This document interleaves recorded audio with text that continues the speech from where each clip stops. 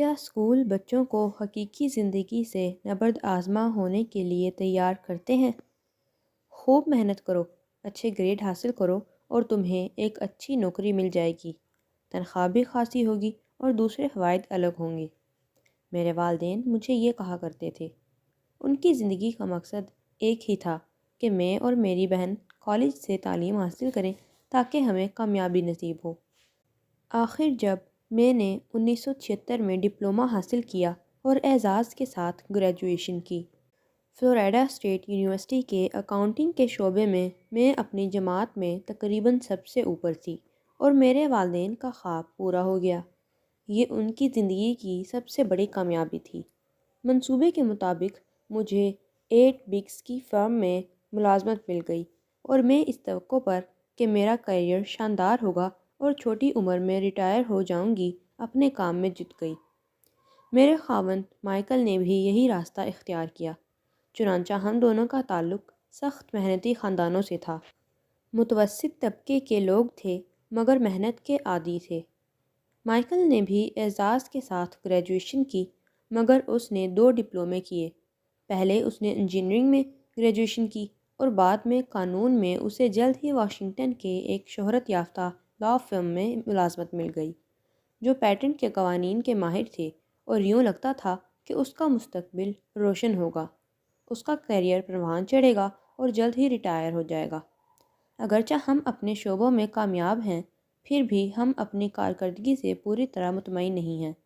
ہم نے اپنے حالات کو بہتر بنانے کے لیے ملازمتیں تبدیل کی ہیں مگر پینشن کے لیے ابھی تک ہم نے کوئی منصوبہ بندی نہیں کی۔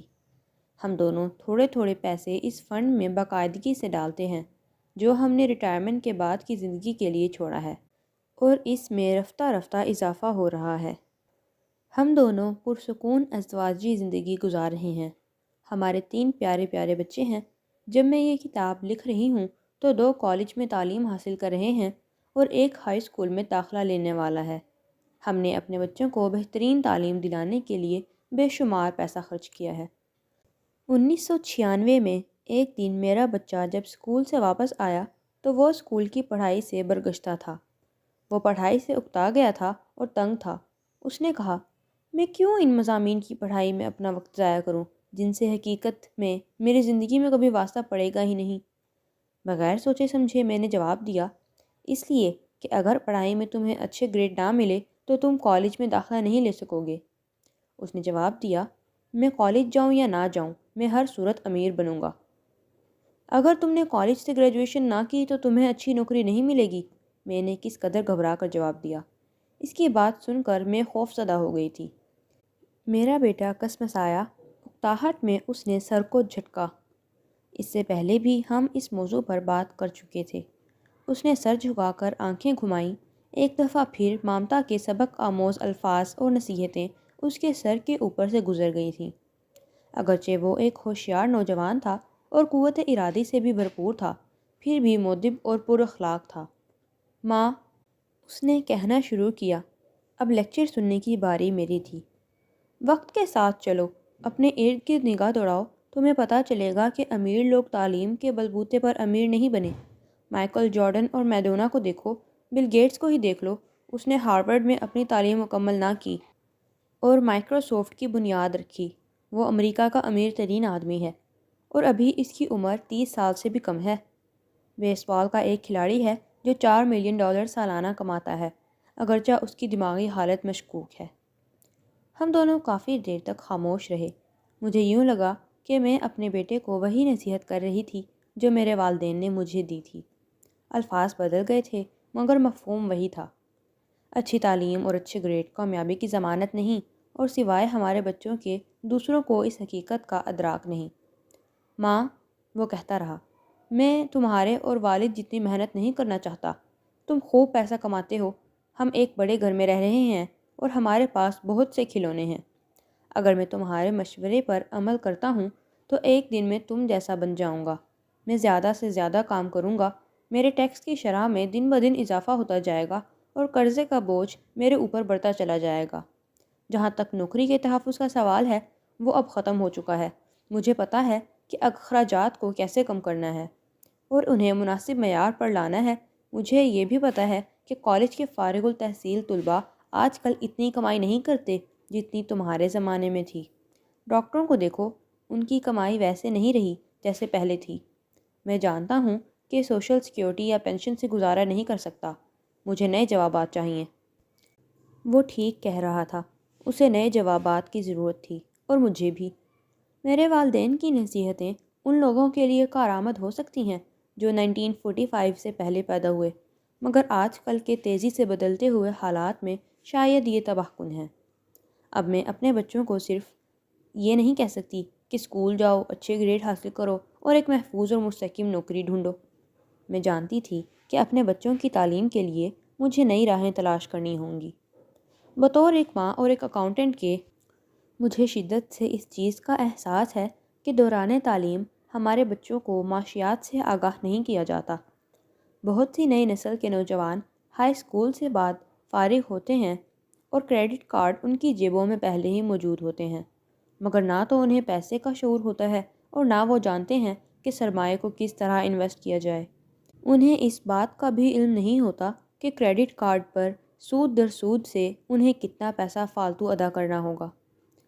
آسان الفاظ میں ہم یہ کہہ سکتے ہیں کہ مالیاتی شعور کا فقدان اور بغیر جانے کہ روپیہ کیسے کام کرتا ہے، وہ دنیا کا سامنا کرنے کے قابل نہیں ہے جو بازو کھولے ان کی منتظر ہے، اور ایک ایسی دنیا جہاں بچت کی نسبت اخراجات کے لیے بیشتر ترغیبات ہیں۔ جب میرا بیٹا کریڈٹ کارڈ کی بدولت قرضوں کے چنگل میں بری طرح جکڑا گیا جبکہ وہ کالج میں زیر تعلیم تھا، تو میں نے اس کی اعانت کر کے نہ صرف یہ کارڈز تلف کروائے بلکہ اپنے طور پر کسی ایسے منصوبے کی تلاش میں نکل پڑی جو میرے بچوں کو مالی معاملات میں رہنمائی مہیا کر سکے۔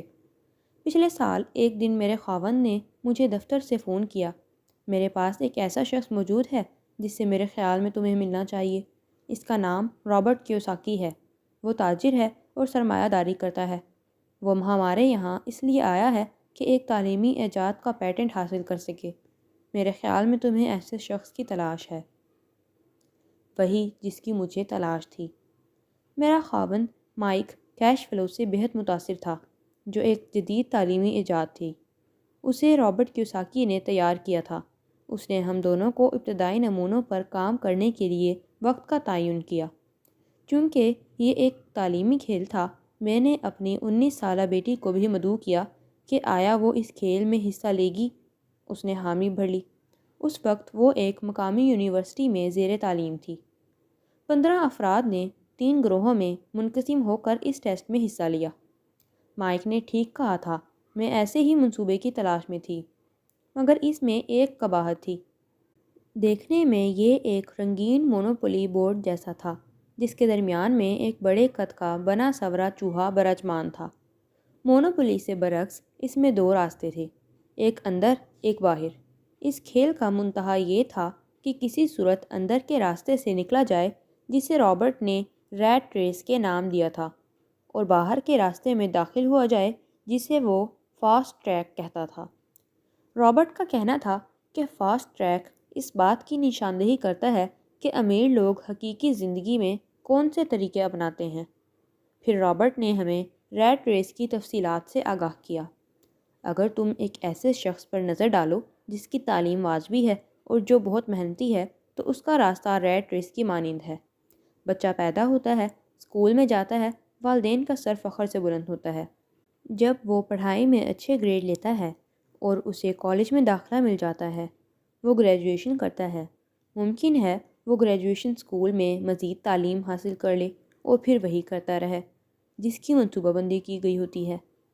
وہ ایک محفوظ اور مستحکم نوکری تلاش کرتا ہے، اسے وہ نوکری مل جاتی ہے اور وہ وکیل بن جاتا ہے یا ڈاکٹر، فوج میں چلا جاتا ہے یا سرکاری نوکری حاصل کر لیتا ہے۔ عام طور پر وہ اب پیسہ کمانے لگتا ہے۔ اس کے پاس ڈھیروں کے حساب سے کریڈٹ کارڈز جمع ہو جاتے ہیں۔ خرید و فروخت شروع ہوتی ہے یا شروع ہو چکی ہوتی ہے۔ جب اس کے ہاتھ میں پیسہ آتا ہے تو بچہ دوسرے ہم عمروں کی طرف آنا جانا شروع کرتا ہے۔ وہاں اس کی ملاقات ہوتی ہے، کچھ دیر جان پہچان میں گزرتا ہے اور پھر شادی ہو جاتی ہے۔ زندگی قابل رشک ہے کیونکہ ان دونوں میاں بیوی دونوں ہی کام کر رہے ہیں۔ دونوں کی آمدنی خاصی بابرکت ہے۔ وہ اپنے آپ کو کامیاب تصور کرتے ہیں، ان کا مستقبل روشن ہے۔ اب وہ ذاتی گھر خریدنا چاہتے ہیں، کار خریدنا چاہتے ہیں، ٹیلی ویژن خریدنا چاہتے ہیں، چھٹیاں گزارنے کے لیے باہر جانا چاہتے ہیں، اور انہیں بچوں کی خواہش ہوتی ہے۔ بچہ پیدا ہوتا ہے، گھر میں خوشی کی لہر دوڑ جاتی ہے، مگر اس کے ساتھ اخراجات میں بھی اضافہ ہو جاتا ہے۔ میاں بیوی سمجھتے ہیں کہ ان کا کیریئر بے تحاشا اہم ہے، اور وہ اور زیادہ محنت کرنے لگتے ہیں تاکہ انہیں ترقی ملے اور ان کی تنخواہ میں اضافہ ہو۔ ان کی تنخواہ بڑھ جاتی ہے، مگر ساتھ ہی ایک اور بچے کا بھی اضافہ ہو جاتا ہے۔ اب یہ گھر چھوٹا پڑ گیا ہے اور بڑے گھر کی ضرورت ہے۔ وہ اور زیادہ کام کرتے ہیں۔ مالکان ان سے خوش ہیں۔ ان کی خوشنودی انہیں مزید کام کرنے پر اکساتی ہے۔ وہ کولو کے بیل کی طرح کام میں جٹ جاتے ہیں۔ وہ تعلیمی اداروں میں جاتے ہیں اور فالتو وقت میں تربیت حاصل کرتے ہیں تاکہ زیادہ پیسے کما سکیں۔ پھر وہ ایک اور نوکری کر لیتے ہیں تاکہ بڑھتے ہوئے اخراجات کا سامنا کر سکیں۔ ان کی آمدنی میں اضافہ ہوتا ہے، ساتھ ہی ٹیکس کی شرح بھی بڑھ جاتی ہے، اور ماہانہ قسط میں اضافہ ہوتا ہے کیونکہ بڑے مکان کی قسط زیادہ ہے۔ ان کی سوشل سیکیورٹی کی ماہانہ قسط بھی جاتی ہے اور انہیں بہت سے دوسرے ٹیکس ادا کرنے پڑتے ہیں۔ ہر مہینے جب تنخواہ کا ایک بڑا چیک انہیں تھمایا جاتا ہے تو وہ بہت خوش ہوتے ہیں، مگر فوری طور پر جب یہ سارے تنخواہ خرچ ہو جاتی ہے اور سارا کا سارا چیک ہوا میں تحلیل ہو جاتا ہے تو وہ حیران رہ جاتے ہیں۔ وہ کچھ میوچل فنڈز خریدتے ہیں اور کریڈٹ کارڈ کے ذریعے کھانے پینے کی اشیاء کی خریداری کرتے ہیں۔ بچوں کی عمریں 5 سے 6 سال ہو جاتی ہے اور اب ان کی تعلیم کے لیے بھی بچت کرنی ہے اور اپنے بڑھاپے کے لیے بھی کچھ بچا کر رکھنا ہے۔ خوشحال جوڑا جو 35 سال پہلے پیدا ہوا، زندگی کے لیے ریٹ ریس میں الجھ چکا ہے۔ وہ اپنی کمپنی کے مالک کے لیے کام کرتے ہیں، حکومت کو ٹیکس دیتے ہیں، محنت کرتے ہیں، مکان کی قسطیں ادا کرتے ہیں اور کریڈٹ کارڈز کا پیٹ بھرنے کے لیے کام کرتے ہیں، اور پھر اپنے بچوں کو نصیحت کرتے ہیں کہ محنت سے پڑھو، اچھے گریڈ حاصل کرو، ایک اچھی نوکری ڈھونڈو۔ انہوں نے پیسے کے بارے میں کچھ بھی نہیں سیکھا، سوائے ان لوگوں سے جنہوں نے ان کی زندگی سادگی سے فائدہ اٹھایا اور تمام زندگی محنت کرتے رہے، اور پھر یہی تحریک اگلی نسلوں میں منتقل کرتے ہیں، اور محنتی لوگوں کا ایک نیا طبقہ وجود میں آ جاتا ہے۔ یہ ریٹ ریس ہے۔ اس ریٹ ریس سے نکلنے کا ایک ہی راستہ ہے کہ حساب کتاب میں ہم بے مثال ہوں اور سرمایہ کاری کی ہمیں سدھ بدھ ہو، اور ان دونوں پر عبور خاصا مشکل ہے۔ ایک مستند CPA کے بطور جس نے بگ 8 اکاؤنٹنگ فرم میں کام کیا ہو، مجھے یہ دیکھ کر حیرانگی ہوئی کہ رابرٹ نے ان دونوں مضامین کی تعلیم کو دلچسپ اور جاندار بنا دیا تھا۔ اس سارے عمل اس طریقے سے مخفی رکھا گیا کہ جب ہم انتہائی توجہ سے ریٹ ریس سے نکلنے کی کوشش کر رہے تھے تو جلد ہی ہم اس بات کو بھول گئے کہ ہم سیکھ رہے تھے۔ جلد ہی یہ پروڈکٹ ٹیسٹ میرے اور میری بیٹی کے درمیان ایک دلچسپ دوپہر میں تبدیل ہو گیا۔ ہم ان چیزوں کے بارے میں مزید بات چیت کرنے لگے جن کے بارے میں ہم نے کبھی سوچا بھی نہیں تھا۔ چونکہ میں پیشہ ور اکاؤنٹنٹ تھی، لہٰذا آمدنی کی تفصیل اور بیلنس شیٹ بنانا میرے لیے آسان تھا۔ چنانچہ میں نے اپنی بیٹی اور دوسروں کی مدد کرنی شروع کی اور انہیں کئی ایسی چیزیں بتلائیں جن کے بارے میں ان کی معلومات نہ ہونے کے برابر تھی۔ میں سب سے پہلے ریٹ ریس میں سے نکلنے میں کامیاب ہوئی، اور اس دن میں واحد کھلاڑی تھی جو اندرونی دائرے سے نکلنے کے قابل ہوئی۔ میں 50 منٹ میں اندرونی دائرے سے نکل گئی، جبکہ کھیل 3 گھنٹے تک چلتا رہا۔ میز پر میرے ساتھ ایک بینکار، ایک تاجر اور ایک کمپیوٹر پروگرامر موجود تھے۔ جس چیز سے مجھے مایوسی ہوئی وہ یہ تھی کہ یہ لوگ حساب کتاب اور سرمایہ کاری کے بارے میں اتنا کم جانتے تھے، اور یہ چیزیں ان لوگوں کے لیے خاص اہمیت کی حامل بھی تھیں۔ میں حیران تھی کہ ذاتی زندگی میں یہ اپنے مالی معاملات کس طرح سلجھاتے ہوں گے۔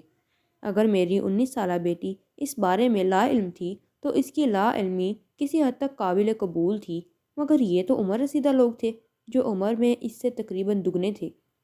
ریٹ ریس سے نکل کر تقریباً 2 گھنٹے تک میں اپنی بیٹی اور ان پڑھے لکھے تجربہ کار بڑوں کو دانہ پھینک کر چلتے چلتے دیکھتی رہی۔ اگرچہ میں اس بات سے خوش تھی کہ وہ جلدی سیکھ رہے تھے، مگر ساتھ ہی پریشان بھی تھی کہ یہ لوگ حساب کتاب اور سرمایہ کاری کی الف بے جیم دال سے بھی ناواقف تھے۔ انہیں اپنی آمدنی اور بیلنس شیٹ کو متوازن اور ہم آہنگ کرنے میں سخت مشکل پیش آ رہی تھی۔ جب وہ جائیداد خرید و فروخت کر رہے تھے تو انہیں اس امر کو یاد رکھنے میں کوفت ہو رہی تھی کہ ان کی کسی بھی خرید و فروخت کا اثر براہ راست ان کی ماہانہ آمدنی پر ہوگا۔ مجھے خیال ہوا کہ لاکھوں لوگ دنیا میں ایسے ہوں گے جنہیں مالی مشکلات کا سامنا ہوگا، محض اس لیے کہ انہیں یہ مضامین پڑھائے نہیں گئے اور اس بارے میں ان کی معلومات صفر کے برابر ہے۔ خدا کا شکر ہے کہ وہ اس وقت انتہائی انہماک سے کھیل میں لگے ہوئے تھے اور جیتنے کی سر توڑ کوشش کر رہے تھے۔ باقی تفکرات ان کے ذہنوں سے ہوا ہو گئے تھے۔ جب کھیل ختم ہوا تو رابرٹ نے ہمیں اپنے اپنے نفع نقصان کو جانچنے کے لیے 15 منٹ کا وقفہ دیا۔ میری میز والا صنعت کار اس کھیل سے خوش نہیں تھا، اسے یہ کھیل پسند نہیں آیا تھا۔ اس نے اونچی آواز میں کہا، مجھے یہ سب کچھ جاننے کی چندہ ضرورت نہیں ہے۔ میں نے اکاؤنٹنٹ ملازم رکھے ہوئے ہیں، بینکروں سے میرا رابطہ ہے اور وکیل رکھے ہوئے ہیں جو مجھے اس بارے میں سب کچھ بتا دیتے ہیں۔ اس کے جواب میں رابرٹ نے کہا، کیا تم نے کبھی دھیان دیا ہے کہ زیادہ تر اکاؤنٹنٹ امیر نہیں ہوتے اور بینکرز، وکیل، اسٹاک بروکرز اور پراپرٹی ڈیلرز بھی عام طور پر متوسط طبقے سے تعلق رکھتے ہیں۔ انہیں کافی پتہ ہوتا ہے، وہ ہوشیار بھی ہوتے ہیں، مگر وہ امیر نہیں ہوتے، کیونکہ ہمارے مدرسوں میں ہمیں وہ نہیں سکھایا جاتا جسے امیر لوگ جانتے ہیں۔ ہم ان لوگوں کی نصیحتیں لیتے ہیں، لیکن ایک دن ایسا ہوتا ہے کہ آپ سڑک پر جا رہے ہیں، آپ کو کام پر جانے کی جلدی ہے مگر ٹریفک بری طرح پھنسی ہوئی ہے۔ آپ اپنے دائیں بائیں دیکھتے ہیں اور اچانک آپ کی نظر ایک اکاؤنٹنٹ پر پڑتی ہے جس کی کار بھی اس بھیڑ میں پھنسی ہوئی ہے، اور پھر آپ کو اپنا بینکر بھی انہی حالات سے دوچار دکھائی دیتا ہے۔ اس سے آپ کو سبق ملتا ہے۔ کمپیوٹر پروگرامر بھی اس کھیل سے خوش نہیں تھا۔ اس نے کہا، سافٹ ویئر کی مدد سے مجھے تمام مطلوبہ معلومات حاصل ہو جاتی ہیں۔ تاہم بینکر اس کھیل سے متاثر ہوا۔ اسکول میں تعلیم کے دوران میں نے پڑھا ہے، میرا مطلب ہے حساب کتاب، مگر عملی طور پر اسے آزمانے کے بارے میں مجھے کچھ نہیں پتہ تھا۔ اب مجھے پتہ چل گیا ہے، مجھے ریٹ ریس سے باہر نکلنے کی ضرورت ہے۔ مگر میری بیٹی نے اس کھیل کے متعلق جو کچھ کہا اس سے میں متاثر ہوئی۔ اس نے کہا، مجھے اس پڑھائی سے مزہ آیا، پیسہ جس طرح کام کرتا ہے اور سرمایہ کاری کے بارے میں مجھے بہت کچھ معلوم ہوا۔ پھر کہنے لگی، اب مجھے معلوم ہوا ہے کہ میں ایسا پیشہ چنوں جو میری امنگوں کے عین مطابق ہو اور محض جاب سیکیورٹی کے نقطہ نظر سے کوئی پیشہ اختیار نہ کروں کہ اس میں اتنا تحفظ ہے، اتنے فوائد ہیں یا اتنی تنخواہ ہے۔ جو کچھ اس کھیل سے مجھے سکھایا ہے اس کے مطابق میں تعلیم کے معاملے میں آزاد ہوں اور وہی تعلیم حاصل کروں گی جس کے لیے میرا دل راضی ہو جائے گا، بجائے وہ تعلیم حاصل کرنے کے کیونکہ مارکیٹ میں اس کی مانگ ہے۔ اگر میں نے سیکھ لیا تو نہ مجھے جاب سیکیورٹی کی فکر ہوگی اور نہ سوشل سیکیورٹی کی، جس سے میرے ہم جماعت آج کل دوچار ہیں، اور انہیں یہ فکر کھائی جا رہی ہے کہ تعلیم حاصل کرنے کے بعد ان کا کیا بنے گا۔ کھیل کے بعد مجھے رابرٹ سے بات چیت کا موقع نہیں ملا، مگر ہم نے فیصلہ کیا کہ اس سلسلے میں ہم دوبارہ ضرور ملیں گے اور گفت و شنید کریں گے۔ میں جانتی تھی کہ اس کھیل کے ذریعے وہ دوسرے لوگوں کو مالی معاملات میں خود کفالت سکھانے کا خواہش مند تھا، اور میں بھی اس کے منصوبوں کے بارے میں جاننے کی مشتاق تھی۔ میں اور میرے خاوند نے مسٹر اور مسز رابرٹ کے ساتھ اگلے ہفتے عشائیے پر ملاقات کا بندوبست کیا۔ اگرچہ ہم پہلی دفعہ ملے تھے مگر یوں لگتا تھا جیسے ہم مدتوں سے ایک دوسرے کو جانتے تھے۔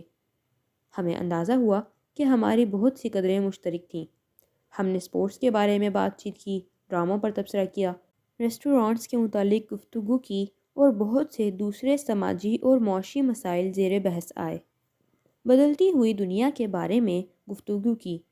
ہم نے اس مسئلے پر خصوصی توجہ دی کہ امریکیوں کی کثیر تعداد ریٹائرمنٹ کے بعد کی زندگی کے لیے کچھ پس انداز نہیں کرتی، اور سوشل سیکیورٹی اور علاج معالجے کے انتظام کے دیوالیہ پن کے باعث انہیں بعد ازاں انتہائی تنگی کا سامنا ہوتا ہے۔ کیا میرے بچوں کو ریٹائر لوگوں کی دیکھ بھال کے لیے $75 ملین کی ادائیگی کرنی پڑے گی؟ ہم حیران تھے کہ لوگ پینشن منصوبے کے خطرات کو کیوں محسوس نہیں کرتے۔ رابرٹ کی زیادہ توجہ امیری اور غریبی کے بڑھتے ہوئے تضاد پر تھی۔ رابرٹ نے مروجہ تعلیم شیڈول سے ہٹ کر خود ہی سیکھا اور خود ہی پیسہ بنایا۔ وہ پوری دنیا کا چکر لگا چکا تھا، جگہ جگہ لیکچر دیتا، لوگوں کا دل بہلاتا، اور اس طرح جو پیسہ اکٹھا ہوا اس سے اس نے ہوش مند سرمایہ کاری کی اور 47 سال کی عمر میں ریٹائر ہو گیا۔ وہ دوبارہ فقط اس لیے متحرک ہوا کہ میری طرح اسے بھی اپنے بچوں کے مستقبل کی فکر تھی۔ وہ جانتا تھا کہ دنیا بدل چکی ہے، مگر تعلیم وہی ہے، اس میں تبدیلی نہیں ہوئی۔ اس کے خیال میں بچے ناکارہ تعلیم کے حصول میں سال ہر سال ضائع کر دیتے ہیں۔ انہیں وہ مضامین پڑھائے جاتے ہیں جن سے بعد ازاں انہیں کبھی واسطہ نہیں پڑتا۔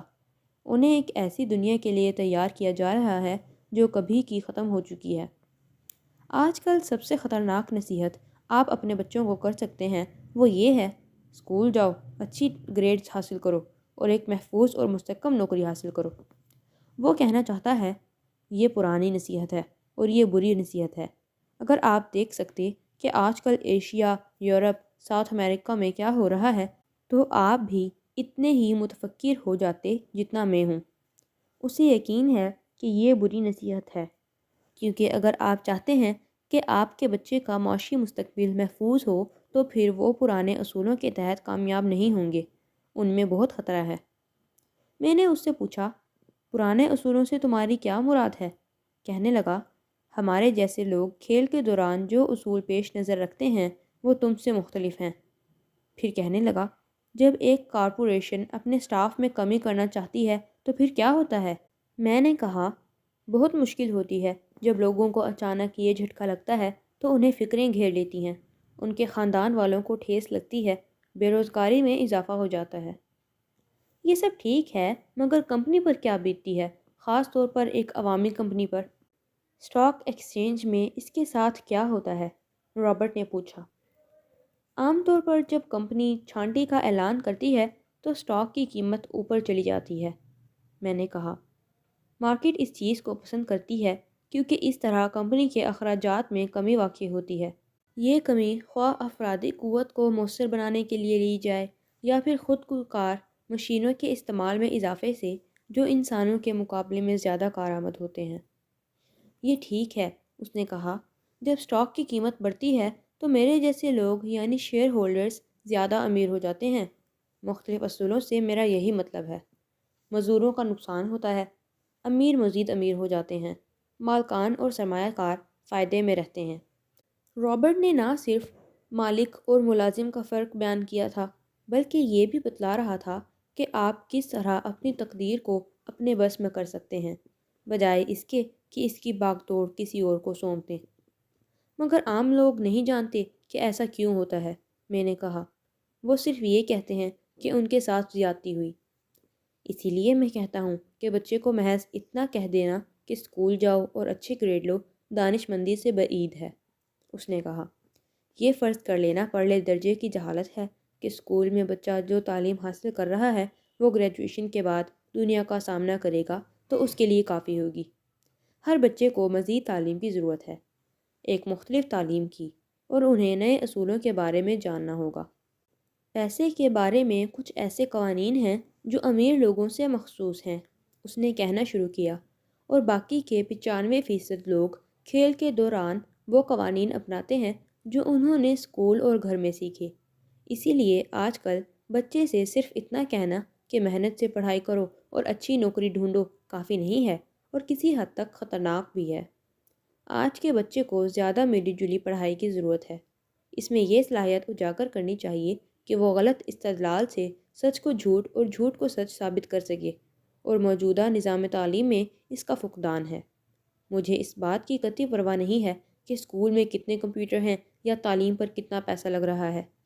اسکول اس بچے کو وہ مضمون پڑھا سکتے ہیں جس سے وہ خود بے بہرا ہے۔ تو پھر والدین کو اپنے بچوں کو کیسے پڑھانا ہے اور وہ اسے کیسے مضمون پڑھا سکتے ہیں جو اسکول کے سلیبس میں موجود نہیں؟ تم ایک بچے کو اکاؤنٹنگ کی تعلیم کیسے دے سکتے ہو؟ اور سب سے بڑھ کر یہ کہ آپ اپنے بچے کو سرمایہ کاری کے بارے میں کیسے بتا سکتے ہو جب آپ بذات خود اس فن سے ناآشنا ہیں؟ میں نے یہ کیا کہ بجائے اپنے بچوں کو یہ کہنے کے کہ وہ جو بھی کریں احتیاط سے کریں اور خود کو محفوظ رکھیں۔ میں نے انہیں یہ نصیحت کی کہ وہ ہوشیاری سے کام لیں اور خطرات کو خاطر میں نہ لائیں۔ ڈر ڈر کر قدم اٹھانے کے بجائے کھل کر میدان میں آئیں۔ سوال یہ پیدا ہوتا ہے کہ آپ اپنے بچے کو پیسے کے بارے میں یا دوسری چیزوں کے بارے میں جن کے متعلق آج ہم نے گفتگو کی ہے کیسے بتلائیں گے؟ میں نے رابرٹ سے پوچھا۔ ہم کس طرح اسے عام فہم بنا سکتے ہیں تاکہ بچہ اسے آسانی سے سمجھ جائے، جبکہ ہمیں خود بھی اس کے بارے میں زیادہ معلومات نہیں ہے؟ میں نے اس بارے میں ایک کتاب لکھی ہے، رابرٹ نے کہا۔ میں نے پوچھا، یہ کتاب کہاں ہے؟ رابرٹ نے جواب دیا، میرے کمپیوٹر میں۔ مدت سے یہ میرے کمپیوٹر میں موجود ہے۔ ابھی یہ بے ترتیب ہے اور چھوٹے چھوٹے ٹکڑوں میں بٹی ہے۔ کبھی کبھی میں اس میں تھوڑا بہت اضافہ کر دیتا ہوں، مگر ابھی تک میں اسے کتاب کی شکل نہیں دے پایا۔ میں نے اس کتاب کو اس وقت لکھنا شروع کیا جب میری پہلی کتاب سب سے زیادہ بکنے والی کتاب بنی، مگر یہ ابھی نامکمل ہے۔ واقعی یہ کتاب نامکمل تھی، چھوٹے چھوٹے حصوں میں تھی۔ میں نے فیصلہ کر لیا کہ کتاب واقعی قابل قدر تھی اور بدلتے ہوئے وقتوں میں اس کی اشد ضرورت تھی، چنانچہ ہم رابرٹ کی اس کتاب کی تحریر میں شراکت پر رضامند ہو گئے۔ میں نے اس سے پوچھا کہ ایک بچے کو کس قدر مالی جانکاری کی ضرورت تھی۔ اس نے کہا کہ اس کا دار و مدار بچے پر تھا۔ اگر بچپن میں اس میں احساس تھا کہ وہ امیر بننا چاہتا تھا اور خوش قسمتی سے اس کا والد امیر تھا اور اس کی رہبری کرنا چاہتا تھا۔ رابرٹ نے کہا کہ تعلیم کامیابی کی بنیاد ہے، اور جس طرح تعلیم کے حصول میں ذہنی آمادگی اور چستی اہم ہے، اسی طرح اقتصادی اور راہ و ربط کے میدانوں میں بھی وہی کامیاب ہوگا جو صلاحیتوں سے مالا مال ہوگا۔ آگے جو کچھ بتایا گیا ہے وہ رابرٹ کے دو باپوں کے بارے میں ہے، ایک امیر تھا اور دوسرا غریب، اور جس طرح اس نے یہ صلاحیتیں عمر بھر کی محنت کے بعد حاصل کیں۔ دونوں باپوں کے درمیان واضح تضاد اہم پس منظر کی نشاندہی کرتا ہے۔ میں نے اس کتاب کی لکھائی میں مدد کی، اسے اکٹھا کر کے کتاب کی شکل دی اور اسے قابل فہم ترتیب دی۔ اگر کوئی اکاؤنٹنٹ اس کتاب کو پڑھے تو میری اس سے یہی استدعا ہے کہ وہ اس کتابی علم کو بھول کر رابرٹ کی بات پر توجہ دے، اگرچہ اس میں بہت سے ایسے افکار درج ہیں جو اکاؤنٹنگ کے مصدقہ بنیادی اصولوں تک سے انحراف کرتے ہیں، مگر سب سے اہم بات جس پر اس کتاب میں روشنی ڈالی گئی ہے وہ یہ ہے کہ سچے سرمایہ کار پیسے کو لگاتے وقت کن کن چیزوں کو پیش نظر رکھتے ہیں۔ جب ہم والدین اپنے بچوں کو اسکول جانے کی نصیحت کرتے ہیں، انہیں محنت کی تلقین کرتے ہیں اور انہیں اچھی نوکری حاصل کرنے کا مشورہ دیتے ہیں، تو ہم عام طور پر یہ سب کچھ عادتاً کرتے ہیں، کیونکہ شروع ہی سے ہمارے دماغ میں یہ بات ڈالی گئی ہے کہ یہی راستہ درست ہے۔ جب شروع میں رابرٹ سے ملی تو اس کے انقلابی خیالات سن کر میرے ذہن کو دھچکا لگا۔ دو باپوں نے اس کی پرورش کی تھی، دونوں کے خیال الگ الگ تھے اور دونوں ہی سے اسے اپنے اپنے طریقے پر چلانا سکھایا گیا تھا، یعنی اس کے پیش نظر ایک کی بجائے دو مقاصد تھے۔ اس کے تعلیم یافتہ باپ نے اسے فرم میں ملازمت کی صلاح دی تھی اور اس کے امیر باپ نے اسے اپنی فرم کھولنے کے بارے میں کہا۔ دونوں کے لیے تعلیم کی ضرورت تھی، مگر اس کے تعلیمی مضامین یکسر مختلف تھے۔ اس کے تعلیم یافتہ باپ نے اسے ایک چست و چالاک فرد بننے میں اس کی حوصلہ افزائی کی، اور اس کے امیر باپ نے اسے سکھلایا کہ چست و چالاک لوگوں کو کیسے ملازم رکھا جاتا ہے۔ دو باپوں کی وجہ سے اسے کافی مشکلات پیش آئیں۔ رابرٹ کا اصل باپ ریاست ہوائی میں تعلیم کا سپرنٹینڈنٹ تھا۔ 16 سال کی عمر میں یہ دھمکی کہ اگر تم نے اچھے گریڈ حاصل نہ کیے تو تمہیں اچھی نوکری نہیں ملے گی، رابرٹ پر زیادہ کارگر ثابت نہ ہوئی۔ اسے پہلے سے معلوم تھا کہ وہ فرم میں ملازمت کرنے کی بجائے اپنی فرم کھولنا چاہتا ہے۔ حقیقت تو یہ ہے کہ محض تعلیمی صلاح کار کی ہٹ دھرمی اور ضد کی وجہ سے رابرٹ نے کالج میں داخلہ تو لے لیا، وگرنہ وہ شاید کالج میں جاتا ہی نہیں۔ اس نے خود اعتراف کیا ہے کہ وہ کاروبار اور سرمایہ کاری سے جلد از جلد اپنی جائیداد بنانے کا شائق تھا، مگر آخر کار اس نے ہائی اسکول کے تعلیمی صلاح کار کے آگے ہاتھ ڈال دیے اور کالج میں داخلہ لے لیا۔ سچ تو یہ ہے کہ اس کتاب میں جو کچھ درج ہے وہ اساسی طور پر آج کل کے والدین کی سوچ سے ماورا ہے۔ بہت سے والدین تو وہ مشکل بچوں کو اسکول بھیجنے میں کامیاب ہوتے ہیں، بجائے اس کے کہ انہیں اسکول سے ہی بدظن کیا جائے۔ مگر بدلتے وقتوں کے تناظر میں یہ ضروری ہے کہ ہم نئے اور جرأت مندانہ خیالات اپنائیں۔ اگر ہم اپنے بچوں کو ملازمتیں حاصل کرنے کی طرف راغب کرتے ہیں تو ہم اپنے بچوں کو یہی نصیحت کرتے ہیں کہ وہ زندگی بھر ٹیکسوں کے بوجھ تلے دبے رہیں اور بعد میں پینشن سے بھی محروم رہیں۔ اور سچ تو یہ ہے کہ کسی بھی شخص کی آمدنی کا بڑا حصہ ٹیکسوں کی نظر ہو جاتا ہے، اور کچھ خاندان ایسے ہیں جو جنوری سے لے کر مئی تک کے وسط تک جو بھی کماتے ہیں وہ ٹیکسوں میں چلا جاتا ہے۔ نئے خیالات اپنانے کی ضرورت ہے، اور یہ کتاب وہ خیالات بہم پہنچاتی ہے۔ رابرٹ کا کہنا ہے کہ امیر لوگ اپنے بچوں کی تربیت مختلف انداز میں کرتے ہیں۔ عام طور پر کھانے کی میز پر ہلکی پھلکی گفتگو کے دوران وہ اپنے بچوں کو تعلیم دیتے ہیں۔ جن خیالات کا وہ اظہار کرتے ہیں شاید آپ اپنے بچوں سے ایسی بات چیت سے گریز کریں، مگر پھر بھی میں آپ کی مشکور رہوں گی اگر آپ ان پر نظر ڈال لیں، اور میری آپ کو یہی نصیحت ہے کہ تلاش جاری رکھیں۔ میرے خیالات میں ایک ماں اور ایک اکاؤنٹنٹ کی حیثیت سے تعلیم اور اچھی نوکری کے حصول میں تندہی وقت کا ضیاع ہے۔ یہ پرانا خیال ہے۔ ہمیں اپنے بچوں کو زیادہ جامع تعلیم دینی ہے۔ ہمیں نئے خیالات اور مختلف تعلیم کی ضرورت ہے۔ ایک لحاظ سے یہ بھی اچھی نصیحت ہے کہ اچھی ملازمت کے ساتھ ساتھ اگر وہ اپنا کاروبار شروع کرنے کی کوشش میں لگے رہیں اور بالآخر اپنی فرم کھول لیں۔ بطور ماں میری توقع ہے کہ یہ کتاب دوسرے والدین کی رہنمائی کرے گی۔ رابرٹ کو امید ہے کہ وہ لوگوں کو اس بات سے آگاہ کرے گا کہ دنیا میں کوئی بھی شخص فارغ البال ہو سکتا ہے اگر اسے اس کی خواہش ہے۔ اگر آج تم بے روزگار ہو، باغبان ہو یا دوسرا کوئی معمولی سا کام کر رہے ہو تو تم میں خود کو تعلیم یافتہ بنانے کی قابلیت ہے، اور دوسرے جو تمہارے اپنے ہیں انہیں بتا سکتے ہو کہ وہ مالی طور پر خود مختار ہو سکتے ہیں۔ اس نقطے کو ذہن میں رکھنا اہم ہے کہ مالیاتی ذہانت ایک دماغی تحریک ہے جس کے ذریعے ہم اپنے مالی مسائل کا حل ڈھونڈتے ہیں۔ آج کے زمانے میں اپنا روز بروز تبدیلی کے عمل سے دو چار ہیں۔ آج کچھ ہے، کل کچھ۔ صنعتی الیکٹرانک اور آئی ٹی کے میدانوں میں انقلاب برپا ہے۔ جو کچھ ہو رہا ہے اس کے بارے میں سوچنا بھی ناممکن ہے۔ ہمارے پاس کوئی جادو نہیں ہے، لیکن ایک بات یقینی ہے کہ آگے جو تبدیلیاں وقوع پذیر ہونے والی ہیں وہ ہماری سوچ کی حدوں سے باہر ہیں، اور ہم نہیں جانتے کہ کل کیا ہوگا۔ مگر جو کچھ بھی ہو، ہمارے ہاتھ میں دو بنیادی متبادل ہیں۔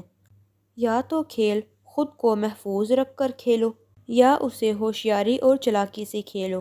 اس کے لیے ہمیں تیاری کرنا ہوگی، نئی ضروریات کے مطابق تعلیم حاصل کرنی ہوگی، اور اپنی اور اپنے بچوں کی مالیاتی صلاحیت کو جھنجھوڑنا ہوگا۔